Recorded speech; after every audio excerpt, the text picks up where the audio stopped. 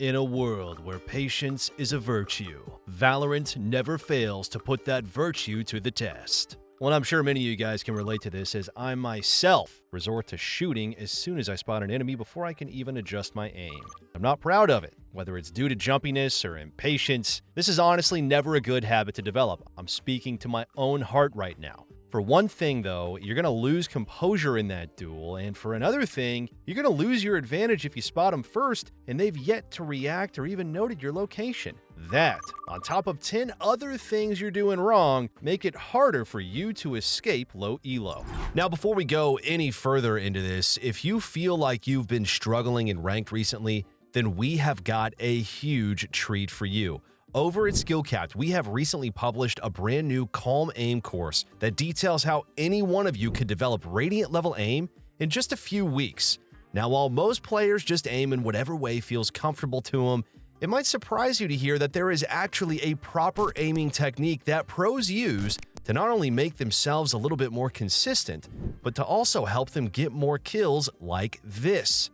Now, in our course, we're going to teach you this proper technique, and we're also going to even provide you with an aim training routine that you can use to instantly start improving your aim and climbing today.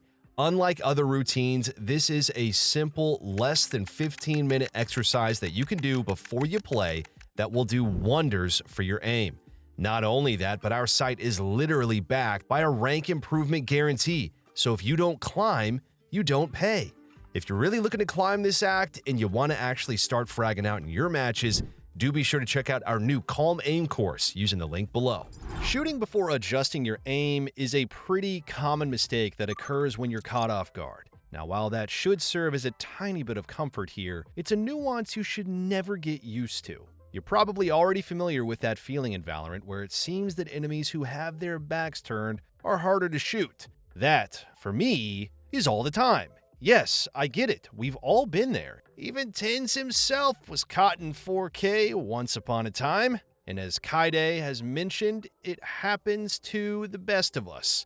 What you should realize, though, is that you actually have time to adjust and hit your shots, especially in low elo. This is not to undermine the lower ranks, though, but you're really going to be surprised at how often your opponents will miss their first few bullets. Therefore, just keep calm, adjust your crosshair, and don't waste that first bullet accuracy. The more you get used to this early on, the better your trigger discipline is really going to be.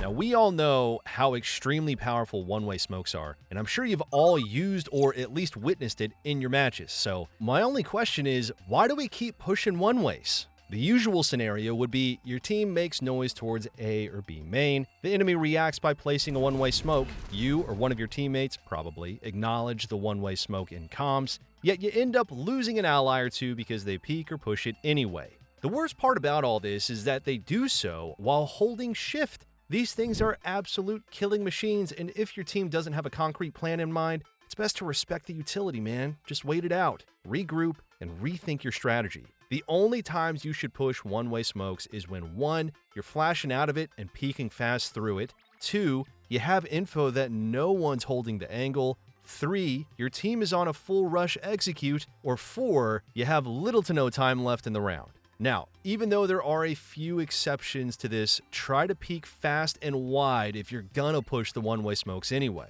Or better yet, pair it with a utility that'll even the odds between you and your enemy. Now, this next one is a mistake I see way more often than I should, especially in low elo, and it's using utilities without a plan or without a purpose. Now, it may be due to autopiloting your actions or just for the sake of doing something in a round, but you should generally avoid this if it absolutely serves no purpose at all. For example, you're using Sky and you pop your flash almost immediately in a choke point every round. Sure, it can let you know if there's at least one person there, but that's one less Sky flash to work with for the rest of the round. It would be such a waste to let this utility go early every single round, especially if you can easily gather info through other means like holding angles or jiggle peeking safely. You need to instill in your mind that utilities are resource investments. Therefore, the one who loses even a single piece of utility early on without any benefits already loses an advantage. This also applies to controllers who can't recover or regenerate their smokes, such as Viper and Brimstone.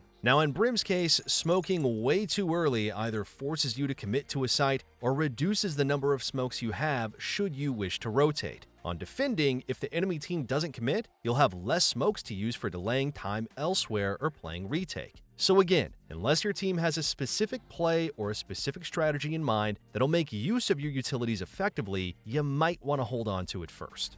Being repetitive is one of the gravest mistakes you can really make in Valorant. The more you stick to the same antics over and over and over again, the more predictable you're going to become, which allows the enemy team to readjust and exploit your tendencies. For instance, if you're running a Sentinel, reusing the same setups consecutively, it's going to get you little to no value in no time. The enemy's going to figure it out eventually and devise a counter strat to either lock you down or work around you. If you're also peeking the same angle or area early on, you might end up getting a firing squad right in your face. The point is, be aware of your behavior and tendencies in every single round. It's best not to get into a routine so you can maintain a level of unpredictability. In Valorant, the team that has a good read on their opponent often leads to guaranteed victory. And if you keep giving away your strat, you're basically giving away the round.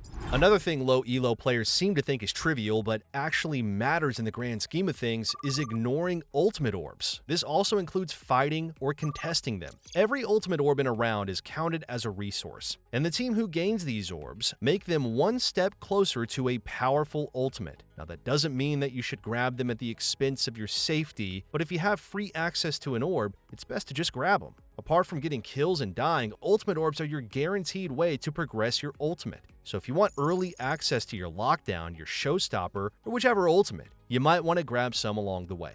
Agent ultimates are noteworthy in rounds you have them to the point that your enemy will become wary of them. Why waste an opportunity to gain such a tide-turning advantage, especially if it's free? Control the neutral zones and grab these orbs as much as you can. So this one goes out to all my initiator mains out there with info-gathering utilities such as Recon Dart and Haunt. You are using your recons wrong. Think about it. If you or your teammate already hears a rush coming your way, whether that's 3 or 5 players, do you think it's still necessary to recon that area? No. You have the info anyway, and they'll just end up destroying it in an instant. Unless you're going to play off it and disrupt their rush, you're better off holding on to that powerful utility on a retake. One of the best ways to use recon utilities on retake is to throw it after the enemy team smokes your choke points and is busy on site.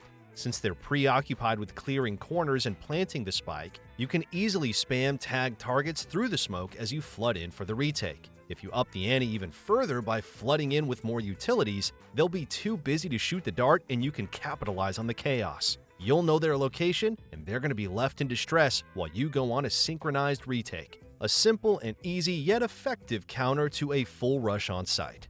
If you think it barely matters who plants or defuses the spike, then you are throwing away another easy advantage. Unless you've got no other choice because of the commotion, it's ideal to get your teammate who's closest to their ult the defuse or plant. And in general, if it's a free site where you can freely plant or defuse, try to give the plant or defuse to agents like KJ, KO, Raze, or really whichever agent that has the most useful ultimate. This is kind of related to grabbing ultimate orbs in the sense that you should be capitalizing on progressing your team's most powerful ults. It serves as a safety net if, for instance, you lose on some rounds and your economy goes bad. Again, as I've mentioned before, ultimates are tide-turning utilities, so the sooner you get them, the more you can guarantee future rounds where you have your ultimate up. So the next time you plant or defuse the spike, take a quick glance at your team's ults and progression, then give it to who needs it most. If you are one of the designated lineup Larrys in low elo, I salute you, and I've been there. It's not an easy task, but it's often rewarding and can secure free rounds. However, a common mistake people make regarding this is playing lineups at the expense of their teammates. This means that if you go straight up to your lineup spot as soon as the spike gets planted, you're basically limiting your capabilities in that post-plant. I mean, what's a good lineup if the rest of your team dies early while you hold your position? While playing lineups can secure rounds, you must also be aware enough to decide whether you should help out and delay time on site first, or just stick to your position. If the team is struggling on site and your team is dying one by one, you might want to give some manpower assistance first. Because if your team gets eliminated too soon, while there's plenty of time left, your lineup will be a complete waste. If you can get the team to buy time for you, then, well, that's another story. But generally, you should always assess the situation. If they need help, you should prioritize that over your lineups any day. If you're the type to smoke as soon as the barrier drops or before your team gets any control toward the site, then you are already guilty as charged. Smoking way too early often leads to the downfall or at least a major spike in difficulty to winning the round. On attacking, there's always the chance that you might need to rotate because you found out there are too many stacked on site, or maybe there's a full-blown KJ or Cypher setup, and all of a sudden, you're left with minimal options for attacking because you used up all your smokes. This also applies to defending as well, where you smoke choke points as soon as the barrier drops or when you hear the slightest footstep made. If you run out of smokes early during defending, you might get punished, especially if the enemy team is running a default. This makes their default successful since they got to bait out a precious utility. If they decide to push a different site, then you won't have any smokes left to work with. Again, the mindset that your utility is a resource investment should definitely come into play here. If you think you're only dealing with a lurk, then maybe it's not really worth wasting a smoke. This applies most especially to agents who can't regenerate or relocate their smokes, such as Brimstone and Viper. Now, as for the other controllers, you're going to be left to wait out your cooldown, which also poses a threat to your team. If it feels certain that there are multiple people about to execute, then by all means lay down your smokes on the choke points. This is going to be made obvious by the number of sound cues and if there's any utilities dumped from the enemy's end. And as a bonus tip here, try to always save a smoke for the defuse when doing retakes. Blocking off the spike for defuse has been made more powerful due to the removal of the ping system. So if you're not utilizing this enough, you ought to start today.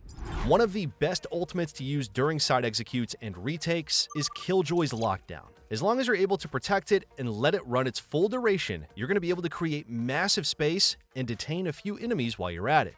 However, low elo players seem to mess this up often because they push out way too early. The only ways you can respond to a KJ ult is by 1. Giving up the space, 2. Destroy the ult with a utility, or 3. Aggress by pushing the ult and shooting it down. Take note that the lockdown has a 13-second countdown before it activates. Therefore, pushing too early can cause your team to get picked off one by one, which makes the ultimate useless. A general rule you should follow is to wait at least until there are around 5 seconds left before the ult activates. Then you can push in. This makes it so your enemies will be left in an awkward position where they have little time left before getting detained, so they start to panic and run away. In the meantime, while waiting until there are 5 seconds left, you should hold your positions first and protect the lockdown from any pushouts. This ensures the success of your team's retake as you make the most out of the lockdown. All you have to do next is claim the spoils of the detained enemies or the massive space they just gave up. Anyway, hopefully you learned something from this video or at least enjoyed the watch. And if you're looking to rank up this act, then let me tell you we can help you out today to get you back on track and climbing right away. As mentioned with our brand new Calm Aim course, we're going to teach you everything you need to know about how aiming has developed over the last decade. We're going to teach you the established, proper technique that aim pros use to maximize their accuracy and whiff far less. Aiming can feel so freaking hard sometimes, but we want to help to make it stupid simple for you and get you ranking up in no time or your money back. So don't forget, site subscribers also get direct access to our coaches in Discord, so you can get personalized feedback just for you. Nobody understands how to climb out of low elo more than us, so if you're looking to rank up, be sure to check out SkillCapped using the link below. And other than that, my name's Sean, and I'll catch ya in the next one.